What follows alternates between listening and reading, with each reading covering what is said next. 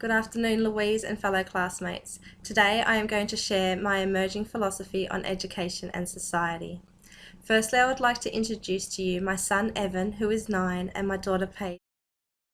Hello, my name's Evan and I'm in grade 4. Good luck on your teaching career, on your teacher career. This is Paige. She's 2 years old and she's in daycare. Do you want to say hello? Oh, she's a bit shy on camera. She won't be talking right now. Bye. We are all at school. Paige is in daycare, Evan is in year 4, and I am at university. This common bond we share is enriching our lives, and we are all thriving together. Evan is a constant source of inspiration for me. I had Ev when I was 28. Before that, I didn't want to have children. I have always been very sensitive to all the negativity that impacts this world, from individuals to communities onto a global scale. The thought of bringing a child into this chaos weighed heavily on me. So I decided to become a stay-at-home mum in the efforts that I don't get it wrong. I wanted to help guide him through his life and help him to become his own full potential, not necessarily to protect him from the world, but more to prepare him to adapt to the world with a strong independence and self-awareness. This path I took has given me the direction I am heading into now.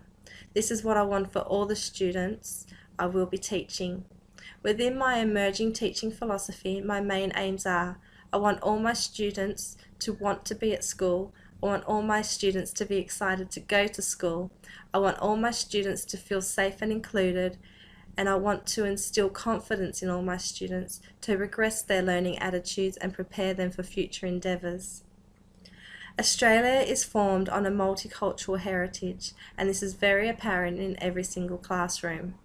A teacher needs to take into account the values and beliefs of both socio-cultural and socio-economic understandings. The national standards for teachers have many key descriptors that do affect the ways in which we can positively harness these factors. For example, Standard 7, engage professionally with colleagues, parents, carers, and the community.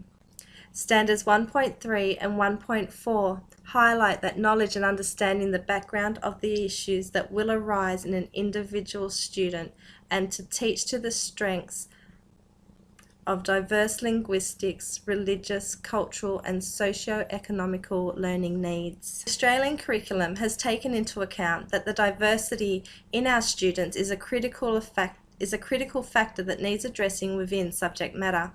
By introducing cross-curricular priorities and general capabilities where cultural, social, personal and ethical understandings are implemented into lesson plans.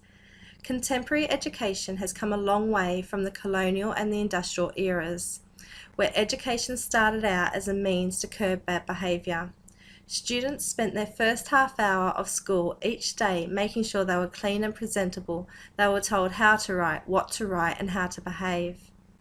Then the education system used students as a means for production. Students were trained to leave school and do menial work. There were no choices available for students.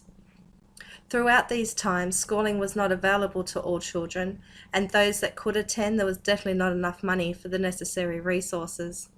Today, researchers are aware of the hidden curriculum, of transforming social stereotypes and meanings, rather than adopting traditional norms and reproducing meanings. As pre-service teachers, we are being introduced to educational philosophies such as authentic teaching and constructive classrooms, where students can engage in more real-life scenarios and use their metacognitive abilities in order to explain and grasp their learning progression. Thus, teachers are more aware and can reflect on how a student is developing and can apply scaffolding techniques for richer understanding. Learning doesn't need to be profane, it can be engaging and inspiring, and I feel a teacher's attitude towards topics and subjects they teach will have a profound effect on students. For Rare's basic belief that all humans merit our respect and are capable of understanding and transforming the world of which they are a part. Rather than stereotyping a student, my belief is to have higher expectations for all my students. Gandhi says, whenever there was any work, there was always a teacher cooperating and actually working with them.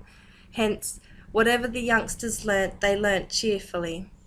This statement resonates with me, and I want to aspire to this. Thank you.